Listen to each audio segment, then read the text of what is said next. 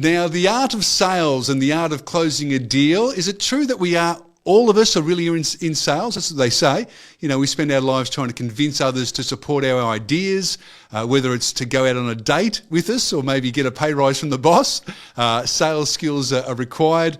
And are sales, that skill, is it getting harder in a low trust era? Also, there's lots of things drawing our attention from day to day, so it's harder to get a customer and talk about your product because there's so much noise. So joining us to talk about all that and more, the First Lady of Sales. She's in San Francisco on the line, the best-selling author of Every Job is a Sales Job and Sell Yourself. It's Dr. Cindy McGovern. Hi there, Cindy. Hi, Pat. Nice to see you this evening. Great to have you on the radio and also the video. I saw you nodding as I was saying that, so I did do some research, of course, about you and your books and took those little bits for the intro there. Low trust era, you know, no matter what you do in life, it is about sales. The noise that's out there now, it's harder to get people's attention. So I guess these are all the things that are top of mind for you and that you cover in your books and you talk to people from day to day. Absolutely. And I think you nailed it where you're saying that it is a low trust era. And I think it's just that we are consuming so much right now. And I say this to my clients too, we're not just competing for business, we're competing for people's attention. And we're competing for attention in this low trust environment where everybody's skeptical. They think they're more informed. We have the internet. They've done their own research. And so it's like, how do you break through that friction, that static, to create a meaningful connection, to deepen trust so you can make the sale, whether it is convincing someone to go on a date with you or whether it's convincing them to buy your product. And it's much harder, but there is some skill and some science to it that people can utilize to get a little bit more of what they want at work and in life too. Yeah. So you've said that it is getting harder and you've explained why. So the art of sales, it's changing and getting harder, or fundamentally is it the same thing? You know, I heard recently people saying, and I mean, this has been around for a long time, that marketing or branding is supposed to put the sales department sort of out of business because you create this desire and it sells itself. So in a way, is your role different now where you just create a desire and attract people to you because of this new environment? It's very true. And I actually talk about how you want to be the flower, not the bee, right? The bee has to buzz around and find all the leads. But if you're the flower, the bees come to you. So there's a bit of marketing in that, but it's funny you mentioned the word branding because that's a lot of what I talk about in the book, Sell Yourself. Talk about how to build a powerful personal brand so that other people know how to file you in their heads. They know how to advocate for you, and they know who you're the person to go to. So I know that all of the listeners right now, you all have a friend group and they come to you for whatever it is that your skill set is the thing. You're the IT person. You're the person that throws the best parties. You're the person that knows all the good travel tips. So if you know all of those things, that's part of your brand. But when we think about making a sale, whether again, it's a personal sale, a life sale, if you will, or a business sale, what are you known for? And that actually deepens the trust. So it actually helps to cut through some of that static that's out there and to deepen the trust. No sale is ever going to happen without trust, right? We all know that. Yes, right. But if you've got that brand, then it helps. So for instance, talking about marketing departments, soda, like a soda company, they're known for making soda. Let's say they stop that and start making jewelry. Okay, completely different things. They're not known for that. So that creates distrust. But if they make soda and make another soda, or they start making a bottled water of some sort, it's adjacent. The trust is still there. It's like a little bit of transferable trust. Oh, gotcha. So if you've got a powerful personal brand, you can utilize that to help you make sales. Right. So individuals should be thinking that too. What am I known for, or who am I? I guess it's knowing yourself. Which is hard too, you know. It takes a long time to even, you know, many of us don't ever know ourselves. So, okay, so what are you known for? And you use that as a leverage point. And am I right when you say that's right? Because you know, you're right. If a soda brand goes into jewelry, well, that's not going to work. But if you're known for something and you're trusted, you can then do more of that type of thing. Is that right, Cindy? Absolutely. Yeah. And you may be able to transfer that into something slightly different, you know, soda to water. Maybe you actually go to an energy drink. Maybe you go to coffee. all beverages, right? There's a common thread there. But when you think about your own personal brand, and let's say that you're going to be an engineer and then all of a sudden you're going to go be a rock star, it kind of gives your audience whiplash and they're Yeah, going, right, right. wait a minute, where did this go from? But you've got to be able to have that story, that brand story around it. And that's a big part of sales that I think even seasoned salespeople, Pat, I think forget that. I think they Mm, rely heavily on the closing of the sale and they mm. forget the branding aspect is really where you start to build that trust. And you're very good at that. You in your life and business, that branding. Um, so what do you keep top of mind? You have to know what you stand for and what you're about. Every piece of messaging, we're talking about advertising here now, is that have to be in line with that sort of stuff. I mean, I'm trying to do some more social media things now, and I tell you, it's test and learn, Cindy, and a lot of it is I just. I've got this agency, of course, or this business in the studio, which I know you can see through the screen there. And my background, as you know, is radio, as we're broadcasting now on the radio. So anyway, there's a bit of that skill there. But yeah, it's testing and learning. And what I forgot my question now, but putting things out there. Oh, it's Yeah. not on brand sometimes. Sometimes I just got to think, okay, just put it out there and get some momentum going. So yeah, things aren't perfect when it comes to that, but you need to remember your brand and who you are. And that's it. It all comes back to kind of your core values and who you want to be known as in the world. And there's something that I do with people that I coach where I'll ask them, I'll say, well, what are the words you want people to say about you when you're not in the room? What really, if you think it through and you boil it to 5 words, let's say, what are the words that you want to be known as? And then you think about how you communicate that to the world. And so to part of your point is, does it all have to be on brand? Yeah, it does. Because if you think about it like this, go back to that soda company. You find a bottle that's destroyed. You find a box of those sodas that it isn't on brand. It changes your perception and your trust in that moment. You're not going to buy that bottle of soda or that can of soda because you don't trust that the contents are okay, simply because one piece of the brand is off. Mm. And it could change everything if you're not careful. So it's really reinforcing that. And I also think a lot of people don't realize we're constantly selling ourselves. That's why I named the second book Sell Yourself, because I Yeah, think we yeah, sell ourselves short, quite frankly. yes. But we're selling ourselves in everything we do and everything we don't do. The way you answer a text, how quickly you answer a text or not. That's a sales conversation. We just don't think of it like that. And it goes Yes. directly to reinforcing your brand. Mm. Um, the one thing I've noticed that annoys me if it's in the sales world, is this a thing for you? As you say, your brand. People go to meetings. There's we can talk about that. Great salespeople and people who aren't so great, but go to meetings and there's a lot of promises made. Yes, yes, I could do that. I can do this, and they don't follow up on that promise. Even little things like when I get back, I'll send you an email, or okay, yeah, that little thing, and then they just sort of walk out and forget it. So the customer remembers that when you make promises and, like you say, answering texts and doing those sorts of things. That represents who you are. I mean, it's hard work, I'm not saying I'm perfect. Sometimes you're tired or you forget things, but I guess you have to consciously think, okay, I'm closing a deal here, or I'm creating a brand, and I need to stay on that line and remember who I am and my integrity, really. It is, and it's funny because I teach a 5-step sales process in the books and in my consulting, and the fifth step is follow up. Right, right. And it's the most skipped step other than asking for the business, right? Like we just sort of assume that people know why we're there, so we don't ask, and then you don't follow up. But that follow up is actually the part that most people either forget or kind of screw up. They do it, but they kind of do it obligatory. It's Yeah. just like, okay, I'm sending you the email because I told you I'd send it, or here's all the Right. material I said I was going to send you, Pat.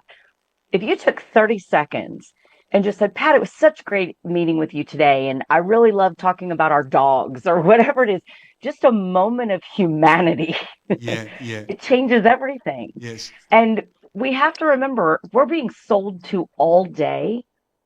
It's the human connection that makes the difference. And that's part of Right. your personal brand. That's part of that follow up needs to be human. Yes. We're not bots selling to bots. Yeah, yeah. Well, that's right. As soon as you said human connection, I thought about that robots and AI. And I noticed in our conversation, it took a long time for us to connect because time differences, you're a very busy person. There was always an energy there. That's right. You took the time to, Yeah, just different, not different different to many, but an energy, a positive vibe in your messaging, you and your staff. So yeah, Thank you. yeah, absolutely, and I noticed that, and it makes me feel good, and I think, oh yes, I'm going to meet Cindy soon, and so you're obviously very skilled at this. So yeah, were you always that way, or did you have to work hard at it, or what's your journey to this point? So I think in a way I was always that because I try to be kind. That's just sort of one of my superpowers, I think, is I just try to see the good in the moment and see the opportunity in the moment for the other person. How can I make their day a little bit better? You know, we Yes, get bombarded with emails. They're not fun to read, let's be honest. So if I can add a little humor or make you smile or make you feel positive, like, yes. yay. But it's funny because my journey started of the fact that I never wanted to be in sales. And I got put into a sales role and thought I was going to get fired. Like literally, I was like, oh my God, I'm going to get fired. I can't do this. And about 6 months in, I realized I've been doing sales my whole life. I just didn't call it sales. And that changed everything for me, Pat. That moment, and I know the moment, I know exactly where I was. I know the light that was coming in through the Wow. window. I can tell you everything. It's kind of this really pivotal moment in my life where I Yes. went, why did I learn this? And so that's where my journey changed to go and help people. And I think that's kind of part of what I try to do in everything in all of my communication is remind people this is an interaction, this is a sales conversation, and I want you to have a positive experience. Many people, they don't, you sort of avoid salespeople. You go to the shop and think, oh, I'm just looking, don't talk to me, those sorts of things. But it really is, as you said, I've worked in, media organisations closely with sales teams. It is a noble profession. The good ones are helping people. You're offering They are. this platform to promote them and their business, and you grow with them. And also you got to be self-reliant, and you go out there and you have to win the business, and it's a roller coaster ride of emotions. It's really toughens you up or introduces another side to life. So there is something special about the art of selling and what it does to you. When we talk about politicians on this program in Australia, I'm sure the same thing happens in the States, career politicians that haven't been out there to take on the real world and go through all that. And I wonder how connected they are to the real world. I think sales does toughen you up and connects you to the real world. Otherwise, you can't survive. Well, and people forget that, it's kind of like the Hall of Fame for sports. Your stats are probably not the best, but they're the best because you failed the most. And so, you only get Right. there because you had so many free throws that didn't make it, or you had so many, Yes, right. chances at the football game and you didn't make it into the goal. So it's like all these things that you think about. And it's like, you had to fail that many more times to get those high scores. And that's really what makes you a bit resilient. But Right. I think you learn so much from the no's. I think you learn so much from the roadblocks and it helps you. And if you're a good salesperson, in my opinion, you're naturally curious. So what you're actually doing is trying to look at that scenario and go, okay, why didn't that work? Why did I hit a wall here? And how can I make it better next time? And what can I learn from this to, okay, well, I can take this and I can use it the next time. And it's so funny. I was talking to a gentleman on a podcast when my first book came out, who's also an author, and he said, wouldn't it be cool if we could do our book tours before we write the books? Because we learn so much Yeah, about talking yeah. about them to Yes, different yes. audiences. And I said, it's totally like sales. The more closed doors you get, the better you know your product. Yes, yes. Well, I've heard that's right. Some people they say, well, it takes 20 no's before I get a yes. So with every no, do you do this as well? I've heard this. They high five. Oh, I'm getting closer to a yes. Yeah. I guess you need to. It's such a tough job at times. You need to find ways to stay motivated. On Australia Overnight, and also our video here, we're talking to Dr. Cindy McGovern, First Lady of Sales, speaker and author. She's on the line from San Francisco. So you talk about sort of helping people and those sorts of things. Listening too, that's the one thing that I think you'll go into a meeting and there'll be a salesperson and making assumptions. They start sort of talking their pitch. They've done it so many times, so they're assuming the person on the other end. You said something there and made me think of that. I think listening, because they'll tell you what they want. Is it so on that too? It's problem solution. If you listen hard enough, they'll start telling you what their problem is, and then if you can offer the solution, there you go. It's a match. Totally. The old movie Glengarry Glen Ross, everybody says ABC always be closing. And I have a different ABC. I think it's always be curious. Right. Because I think if you are curious enough in the conversation and curious enough in the moment to find a solution, and maybe you're not it. And that's the way I Mm. sell. If I'm not the solution for you and I know who it is or what it is, I'll tell you. Yeah. And I send business to our competitors when they're a better fit than we Yeah. are. I'm okay with that Yeah. because I mean, there's 7 billion people on the planet. We're not going to run out Yeah. of prospects, right? So, Yes. Yep. Yep. but always being curious. If you're truly curious, you also stay very present, which makes you a better listener.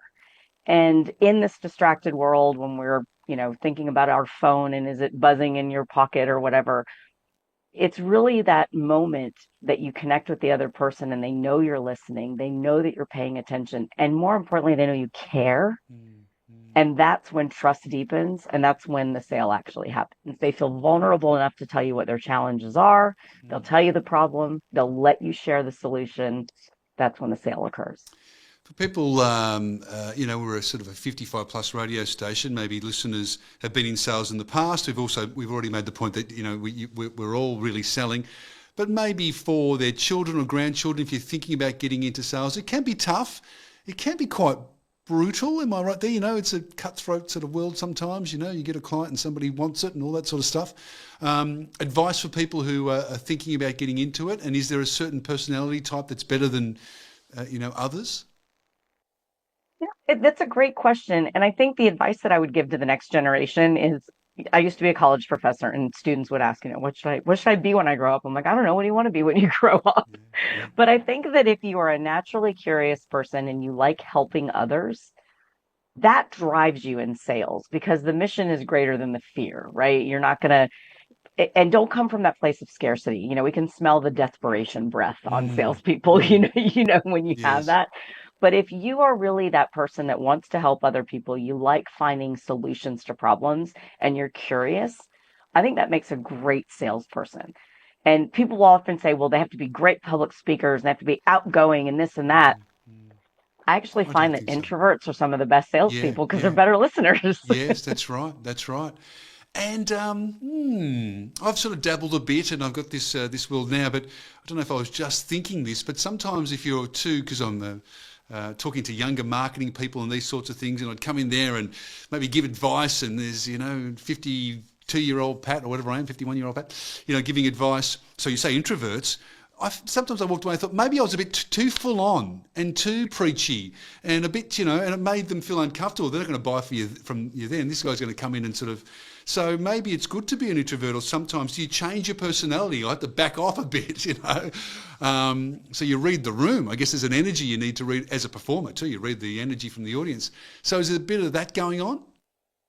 100%. And it's funny because when I was a kid, I fit in with kind of all the groups. Like I wasn't in one group in high school or whatever. And everybody says, oh, you were part of this group or that group. And it was like, I could find something with all of them, which made me feel like there was something wrong with me because I didn't. Right. But that's actually a skill at the end of the day because I can sit with the engineers and have something in common. I can sit with the marketers and have something in common. So I think that's a good thing to be able to read the room and be able to say, yeah, I'm going to change my energy. I'm going to change how my approach is. And I think, watch what people say and watch what people do. And they're going to tell you exactly what they're needing. If they're really leaned back and quite slow in their pace of speech, mirror that. I mean, there's all kinds of interpersonal communication skill sets out there that we can all learn Yes, and yes. test, but it's more about just read what the room is looking for and their expectation. And most of the time, even if they know it's going to be a quote sales pitch, nobody wants to be sold, but everybody likes to buy. Yeah. So make it a conversation that empowers them to have a choice to buy. That makes me think of emotional intelligence. So I guess you need to do that. And also not everyone's ready to buy. So is that a bit of a challenge too? They talk about that consumer journey. There's a bunch of people that are really looking for your product.